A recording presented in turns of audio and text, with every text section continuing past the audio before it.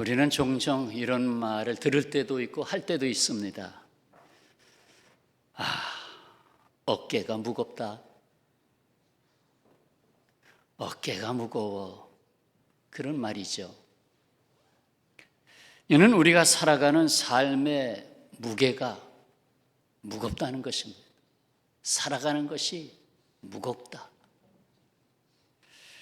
요즘 별들이 많이 떨어졌어요. 별들이 많이 떨어졌어요. 며칠 사이에 생각지도 못한 일로 이제는 됐다. 별도 달았고 이제는 됐다. 하룻밤 사이에 가족과 함께 땅에 떨어지는 고통을 겪고 있습니다. 이러한 무게는 아담과 하와 곧 첫 사람으로부터 인계받은 것입니다. 창세기 3장에 나오듯이 아담에게 이르시죠. 내가 내 아내의 말을 듣고 내게 먹지 말라 한 나무의 열매를 먹었은즉 땅은 너로 말미암아 저주를 받고 내가 사는 땅에 저주가 있고 너는 내 평생에 오늘은 근데 내 평생에 수고 고생을 하여야 그 소산을 먹으리라. 모세의 기도에도 인생이 담겼죠. 시편 90편 10절 우리의 연수가 70이요 강건하면 80이라도 그 연수의 자랑은 수고와 슬픔뿐이요 신속히 가니 우리가 날아가나이다. 그나마 돌아보니 날아간 인생이구나. 실로 어깨가 무거운 삶입니다. 나아가 어깨가 무거운 우리나라와 온 세상이 아닐 수가 없습니다. 바로 여기에 우리가 듣고자 하는 하나님의 말씀이 임했습니다. 바로 오늘 말씀 제목 어깨에 둔 열쇠. 어깨에 둔 열쇠. 오늘 본문 말씀의 배경은 이러합니다. 주전 700년대 남유다를 배경으로 예루살렘을 중심으로 예언 활동을 하고 있던 이사야에게 주신 하나님의 말씀이 이사야서로 남게 됐습니다. 오늘 본문이 담긴 22장에서는 하나님 보시기에 사악한 사람 셈나라는 사람이 관직에서 쫓겨나고 오실 메시아 예수 그리스도의 예표가 된 엘리야김이 세움을 받는 장면이 기록되고 있습니다. 셈나는 히스기야 왕의 서기관으로 국고를 맡은 높은 관직에 있었습니다. 하지만 자기를 위해 불의하게 치부하면서 더욱이 교만하게 행하였고 결국 관직에서 쫓겨나가게 됩니다. 그를 대신하여 하나님이 세우신다는 뜻을 가진 엘리야김이 그 자리를 대신하게 되었고 그리스도의 예표가 됐습니다. 셈나는 불신앙의 사람으로 불의한 사람으로 본래는 이방인이었죠. 국고를 말아먹는 적 그리스도에 대한 예표였습니다. 엘리야김은 믿음의 사람으로 신실한 사람으로 그리스도의 모형으로 비유가 됐습니다. 오늘 본문 요절의 말씀은 22절 다 같이 한번 입에 담겠습니다. 내가 또 다윗의 집의 열쇠를 그의 어깨에 두리니 그가 열면 닫을 자가 없겠고 닫으면 열 자가 없으리라. 그의 어깨에 먼저 1차적인 대상은 엘리야김 내가 내 어깨에 하는 거고 궁극적으로는 오실 메시아 예수 그리스도의 어깨로 연결이 됩니다. 다윗의 집이라 함은 왕권을 의미합니다. 하나님은 엘리야김에게 다윗의 집 열쇠를 주었습니다. 엘리야김을 단단한 곳에 박힌 목과 같이 하였고 그 위에 모든 영광을 걸게 했습니다. 여러분 못 하나 박으면 얼마나 힘이 강한지요. 별의별 걸 다 걸어도 못이 부러지는 일이 거의 없습니다. 거기다 옷걸이를 걸어서 옷을 수십 벌 걸어도 넉넉히 견디고 있습니다. 그래서 엘리야김을 단단한 곳에 박은 못과 같이 하겠다. 여기에는 하나님의 주권과 구원 그리고 그 영광이 발견됩니다. 사랑과 공의의 하나님께서 이스라엘의 역사를 떠나 계시지 않으셨습니다.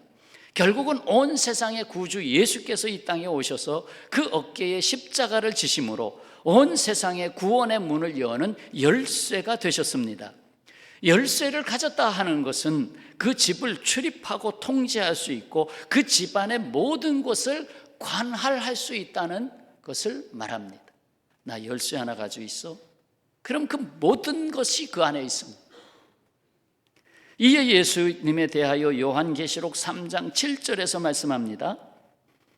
거룩하고 진실하사 다윗의 열쇠를 가지신 이 곧 열면 닫을 사람이 없고 닫으면 열 사람이 없는 그가 이르시되 볼지어다 내가 내 앞에 열린 문을 두었으되 능히 닫을 사람이 없으리라 하고 빌립보 교회에 하신 말씀이죠. 바로 오늘 본문 말씀을 인용해서 친히 하신 말씀이에요. 예수께서 그냥 이 땅에 오시지 않았습니다. 하나님 나라의 열쇠를 가지고 오셨습니다. 그래서 마가복음 복음의 시작 마가복음 1장 15절 이르시되 때가 찼고 하나님의 나라가 가까이 왔으니 회개하고 복음을 믿으라. 하나님 나라가 왔다. 내가 하나님 나라 문을 열는 열쇠를 가지고 왔다 하는 말씀이죠. 세상의 그 어떤 것으로도 만들 수 없는 하나님 나라 열쇠입니다. 다른 열쇠 수백 개를 가지고 있어도 이 열쇠가 없으면 아무것도 아닙니다. 그 하나님 나라 왕권의 열쇠를 어디에 두시겠다 하셨습니까? 그 열쇠가 어디에 있는가 보니까 여기 있어요. 다시 22절 말씀, 내가 또 다윗 집의 열쇠를 그의 어깨에 두리니, 뭐예요? 다윗의 집의 열쇠를, 그 왕권의 열쇠를 그의 어깨에 두리니. 그렇습니다. 이 말씀의 성취는 주 예수 그리스도께서 그 어깨에 십자가를 지심으로 받으신 열쇠입니다. 사실 가만히 생각해 보면 십자가 이렇게 뒤집어서 손을 잡으면 열쇠예요, 열쇠. 십자가가 열쇠가 됐습니다. 하나님께서 온 세상을 고통과 사망으로부터 구원하시는 그 예표가 바로 출애굽 역사입니다. 출애굽기는 구원을, 하나님의 구원을 말하죠. 출애굽기, 애굽이라는 세상에서 구원해서 약속의 땅으로 들이는 구원의 역사인데, 여기에는 이스라엘이 애굽에서 겪은 아주 격한 노역이 담겨 있지 않습니까? 그때의 그 짐을 벗기심에 대하여 시편 81편 6절에서 이렇게 기록하고 있습니다. 이르시되 내가 그의 어깨에서 짐을 벗기고 그의 손에서 광주리를 놓게 하였도다. 어깨에서 짐을 벗기고, 성경은 어깨는 짐을 상징합니다. 짐, 그러니까 예수님이 십자가를 어깨에 지셨어요.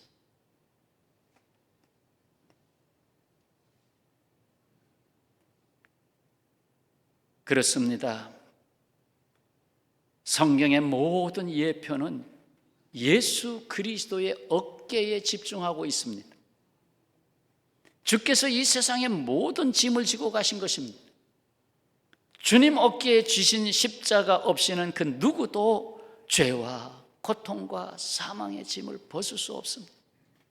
여러분, 이 세상 죄와 사망의 고통, 분쟁의 고통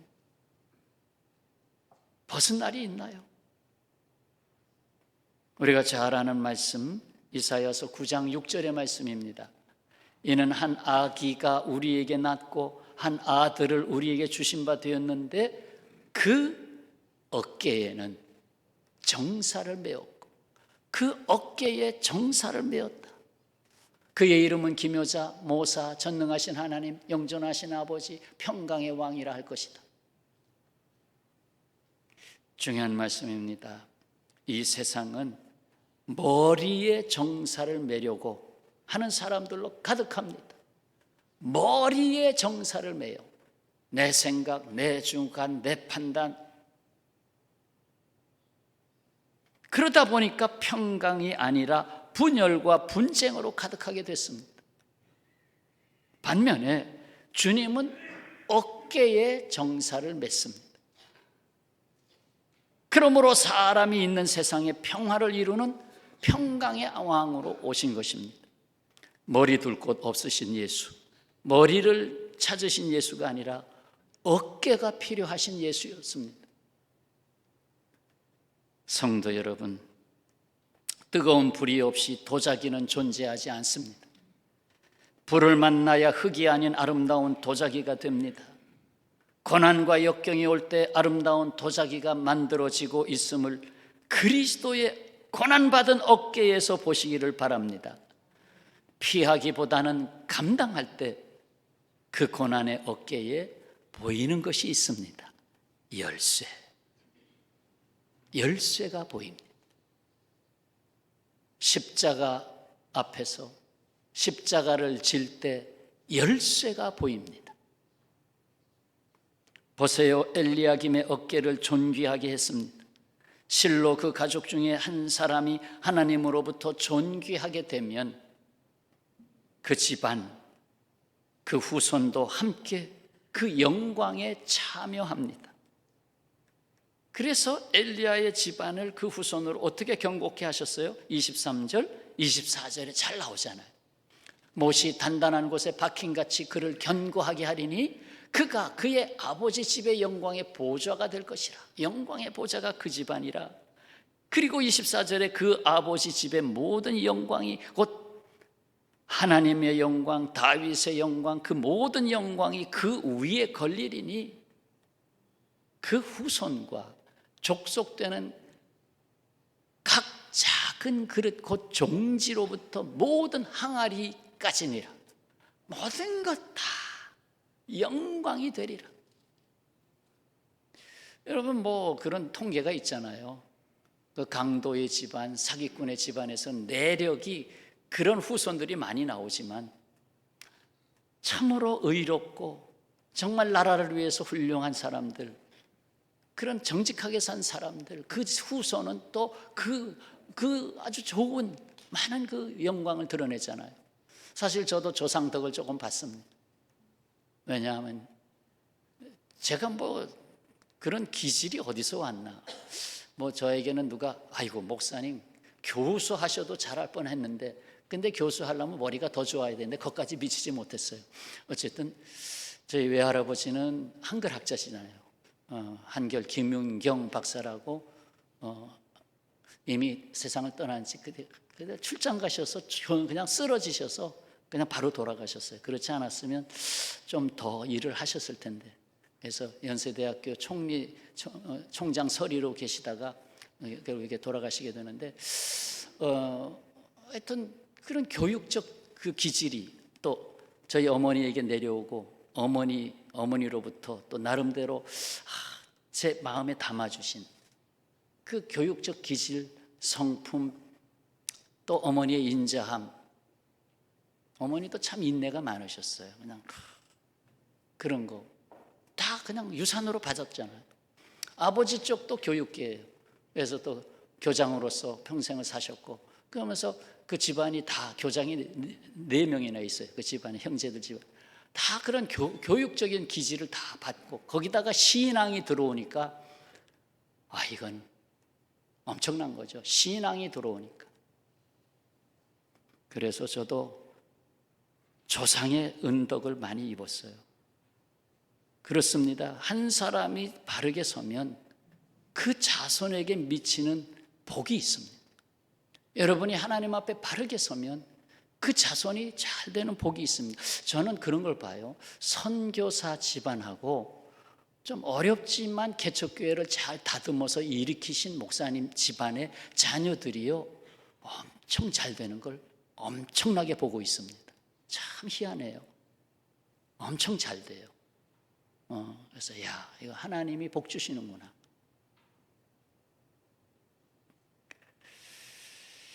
하지만 하나님이 주신 복과 은혜를 지킬 줄 알아야 합니다. 끝까지 주님으로부터 시선을 놓지 말아야 됩니다. 끝까지 겸손하게 온유하게 끝까지 주님의 마음을 놓지 말아야 됩니다. 왜냐하면 그날이 오기 때문입니다. 갑자기 계엄령이 올 줄 어떻게 알았어요? 계엄령이 또 이렇게 갑자기 탄핵이 될 줄 어떻게 알았어요? 그날이 갑자기 오는 거예요.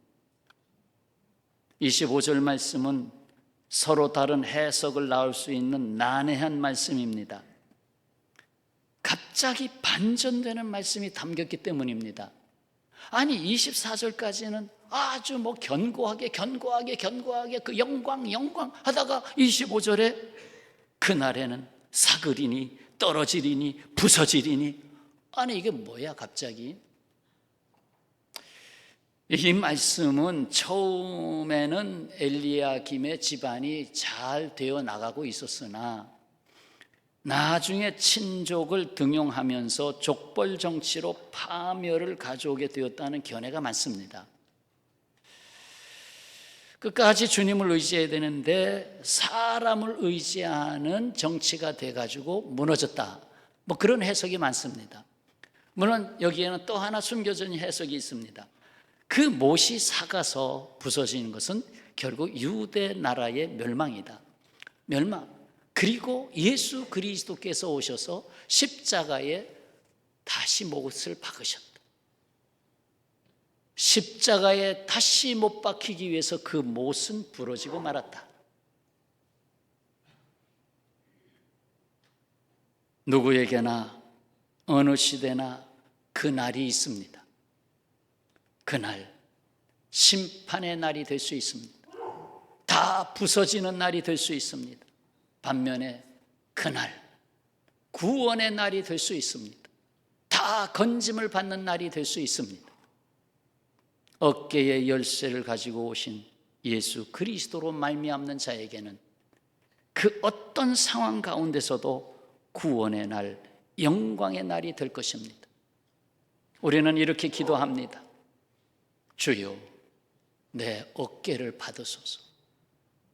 내 머리를 받으소서가 아니에요. 내 어깨를 받으소서.